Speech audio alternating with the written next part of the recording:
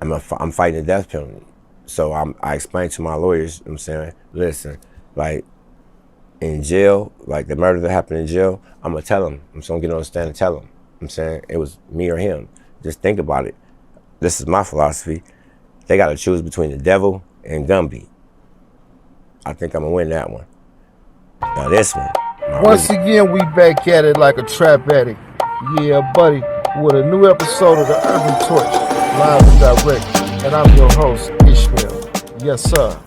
Welcome back to a new episode of the Urban Torch, live and direct, and I'm your host, Ishmael. Um, we're gonna get straight into it today. Today's hot topic is Hoover Gumby. OG Hoover Gumby, whatever you calling him, man. I know you guys didn't see him on Cam Capone News. He didn't been on Real Tune TV. He didn't been on even No Jumper. You know what I'm saying? He did multiple interviews with Whack 100 and Adam 22. You know what I'm saying? And he has a story to tell. He been making his way around, and he got a lot to say. And he's very disrespectful, as I might say. And as you watch him, his mouth move around. He's a shapeshifter. He looks like a lizard. You know what I'm saying? He's a hybrid. You know what I mean? Shape shifting. You know what I mean? I hope he ain't no alien. You know what I'm saying? Alien versus predator looking at stuff. But you know what I'm saying? He been saying some stuff that's real disrespectful, especially to the Muslims. I'm a Muslim. He said if you if you in jail, you a Muslim, you a second class citizen. You know what I'm saying? That basically you're a PC time. That's disrespectful, so we don't like that. On different interviews, he didn't say that he was holding Boosie hostage. You know what I'm saying? And he even called for extra sex offender. You know, so when you put yourself out there, you know what I'm saying, as a representation, as the real deal, man, and you want to put yourself out there, you got to come a little bit better than that man. You know what I'm saying? And with the gangbangers coming on the scene and being like the sensations that we watch, you know what I'm saying, we kind of getting a twisted perspective of what it really means to be. You know what I'm saying? Like, gangbanging ain't, you know what I'm saying? Like a little bit of that is just a little bit too much sometimes. But OG Gumby, we gonna watch this Cam Capone interview that he did. And we gonna show you, man. Cause you know what I'm saying, I'm a real nigga. I've been to, you know what I'm saying, I've been to the pen. I don't need to speak on all of that shit. You know what I'm saying? I've been in the streets handling my business. East Oakland, California. You know what I'm saying? Been to some of the hardest prisons. All of that. I don't gotta toot my horn for all of that. But what I am gonna do is I'm gonna use my lens, you know what I'm saying, as a gangster and as a Muslim and as a man, you know what I'm saying, to show y'all that this dude is counterfeit and he fake it in a $3 bill, man. We're gonna get into this Hooper Gumby interview straight up, bro. On the cut right now. Let's go. Oh, wow. and blamed it on us. Okay, you're in jail. And now you start having a problem with some dude. Is this something you could talk about? Yeah. Big Devil, Yeah. I believe is his name. Mm-hmm. You and him start having a lot of issues. Well, he just kept bumping heads because of the program that he was running. That was all. That's the big homie. I'm saying he was a big homie. You know. Okay. And can you talk about how things go left with you guys? It's prison politics, basically. You know what I'm saying? I was supposed to do something, and I felt that I didn't want to do it, and you know what I'm saying, I guess there was consequences to it. Okay, and I believe you end up getting stabbed? Yeah. Well, I got nicked in the neck. Okay. Now, and so this guy was like, he was the one doing everything in jail. I mean, running the show, I guess. Yeah. For you guys. Yeah. Over. Yeah. Okay, and now you're not having this. He dicks your neck. So I mean, I get.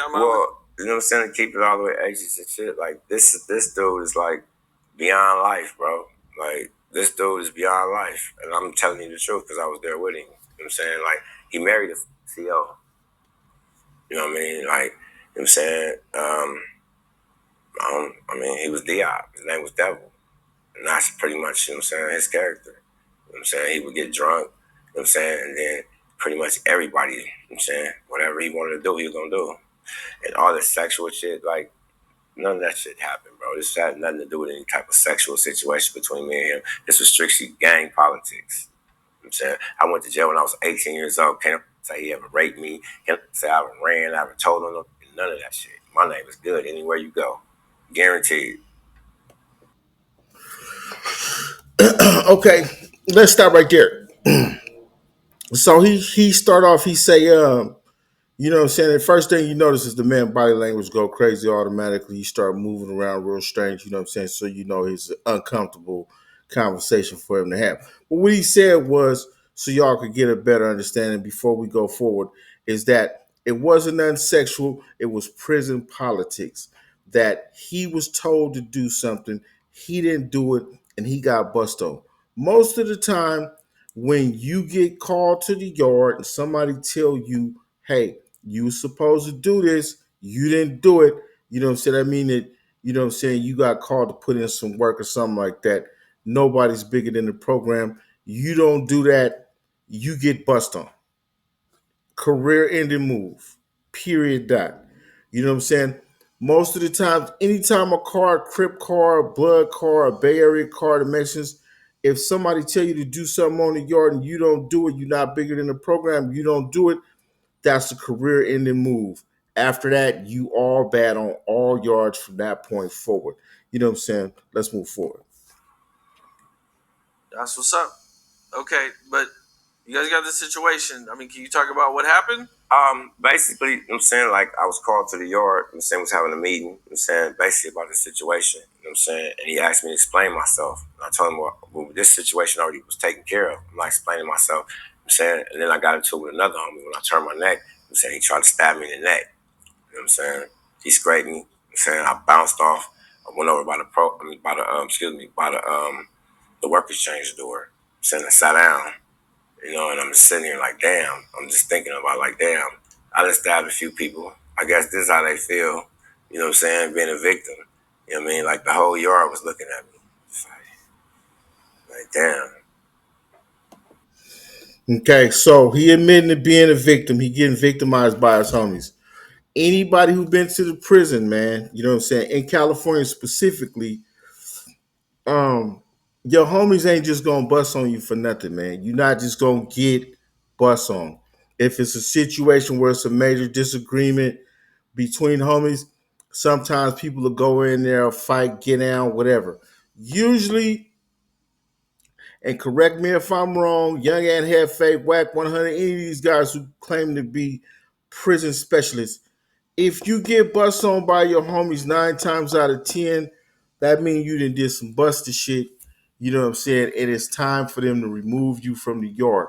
Once they make a decision for you to get a removal, like he just said, they called him to the yard, meaning that the homies is already out there. They already politicking. They already know, like, when bruh come out here. And he said before that it was something that happened, prison politics, he didn't want to do it. But now he's saying that he told the homies that it was already handled. They know that's a lie. You lying to the homies, you get bust on. Man, that's a career ending move. That's a buster move. You bitched up, bro. You supposed to handle your business. You didn't handle your business. Once the car turn on you, and the Hoover car is part of the Crip car. So once they turn on you, you all bad. You got to leave. He's sitting in front of the program office or that area, stabbed. The whole yard's looking at him. Bro, it's over for you, bro. You know what I'm saying? Ain't no coming back from that. After that, you cannot hit another yard, man. After that, you gonna get pieced up. Even if you come back to another yard, everywhere you go, you gonna get bust on, bro. Again. But you're not having it. I mean, this actually turns out to be the best thing that happened. It did. It did. Right? It So did. I know it's a horrible thing. You know, but my whole thing is that, like, see, I need to make sure I make it clear because, see, I'm not going to sit here and try to make it seem like I'm just all extra out and all of that because I'm not. You know what I mean? I'm saying it's going to be a lot of situations, you know what I'm saying, that a lot of youngsters, I'm saying, going to come up about, you know what I'm saying, and I don't want them to feel, you know what I'm saying, that they're not supposed to feel whatever they're supposed to feel. I was scared. On Hoover, I was. I was scared. But I was scared of being a buster more than I was of that. You know what I'm saying? So I have to take care of what I need to take care of. You know, initially, you know what I'm saying, after I was, you know what I'm saying, he scratched me, you know what I'm saying, it took like about 2 or 3 years for it to go away. You know what I'm saying? It was like a puncture with a scratch mark. You know what I'm saying? Deep scrap, smart. You know what I'm saying? I went inside, patched myself up, came back outside. It was yard recall already, you know, and then see, like I said before, I wasn't finna even try to go at him. You know what I'm saying? Like that would be like suicide. Like this is a big old dude, you know. So as I'm walking, you know what I'm saying, down the walkway, you know, it's like he turned around and smirked at me, like as if calling me a bitch, like what you gonna do? And that was pretty much it. I went at it. I mean, from what I understand, I mean, right in front of security and everybody. Gun tower, everybody. Everybody. Yeah. Gun tower. Yeah. And they didn't try to shoot you? They didn't. God is great, man. God is great. You know what I'm saying? And that situation basically like. Okay, let's stop right there. Okay, so you got bust on by the homies. They basically voted you off the island. It's time to go. Gumball gotta go. You know what I'm saying? The big homie told me, hey, look, what's up with that situation? You didn't handle it. The other homie get at you like, hey, bro, what's happening? You get into it with everybody, you get stabbed in the neck. All right, bang. You didn't went back inside the building. I don't know how you got back inside the building, blood all over the place. Because every time you go inside and outside on a level 4, they going to be looking at you. They're going to be checking. But you got inside, you came back out. All right. Now, you done got bust on by the homies. Now you didn't took off on this man in front of the police, in front of the gun tower, everything. Now you trying to make that sound like some gangster shit, bro, but that's a PC move, bro. Anybody know that? That's a PC move. You can't do that, bro. You know what I'm saying? 2 more. Okay, so the first one is that you got bust on by the homies, you get voted off the island. Strike 1. Can't never go back to another yard. Strike 2, you come out, you bust on him in front of the police. PC move. Strike 2. Now watch what he say after this. He turned everything around for me, bro. Like, you know what I'm saying? That goes to show you that, you know what I'm saying, if you do what you're supposed to do, you know what I'm saying, it's going to work out the way it's supposed to work out, the way God wanted it to work out. I mean, at that point in time, all my pills was over with. You know what I'm saying? I was in prison forever. So you were done. So you thought you was done. It was done and over with. I literally didn't have any more appeals. I appealed everything. And the craziest thing about it is that when my case got reversed, the same things I said in my appeal to them that they denied were the reasons that the new judge granted my petition for exoneration. Okay, right. So this case happens, and now during this case is where they start looking in. Well, they stumble upon your old case and they start to see. Nah, it didn't happen like that. Okay, that would be nice, but it didn't happen like that. Well, what ended up happening is, see, when the situation happened, I ended up being charged as like a serial killer. So they charged me with the death penalty. So I ended up having 2 lawyers and 2 investigators for each attorney. So I basically played for time. I'm saying I really didn't. I'm fighting the death penalty. So I explained to my lawyers. I'm saying, listen, like in jail, like the murder that happened in jail, I'm gonna tell them. I'm just gonna get on the stand and tell them. I'm saying it was me or him. Just think about it.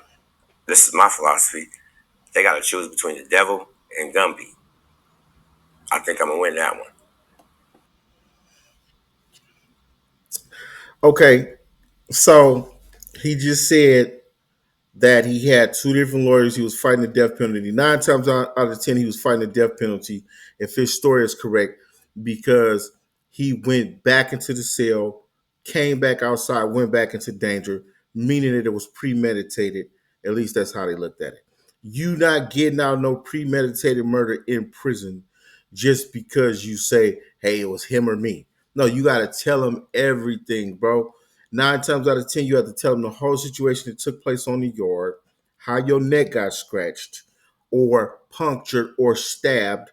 You got to tell them about Diablo and your gang. So even if you get away with people saying, oh, okay, you snitched on somebody who was dead, what about when you told on your gang, man? Get them transcripts, man, from that DA referral, man. Let's see that. Let's see your 128 that you had, you know, say your lockup order, and you know good and damn well if you'd have went to any other yard after that, man, if you wouldn't have been in the hole for 10 years after that, you'd have been all bad. And even if you would have had enough nuts to go back to another yard, they would have blasted you out your boots every time you hit another yard, man. And you would have been forced to be PC'd up. The police would have PC'd you up because you would have been a victim everywhere you go. So with this dude, OG Gumby, man, you know what I'm saying? This Cam component, if you had the opportunity for him to stand tall and solidify his gangster, but what all it did was show more cracks and crevices, man. You know what I'm saying? And show that this dude ain't standing on no business. You know what I'm saying? You get blasted out your boots from your homies. You pull a PC move and bust on your homies in front of the police, and then you snitch, man. You know what I'm saying? Y'all let me know. You know what I'm saying? This is the Urban Torch live and direct, and I'm your host, Ishmael. Like, comment, and subscribe to the channel. You know what I'm saying? And press that subscribe button so you can get everything, man. Every time I let one go, man. You know what I'm saying? We out of here, man. Peace.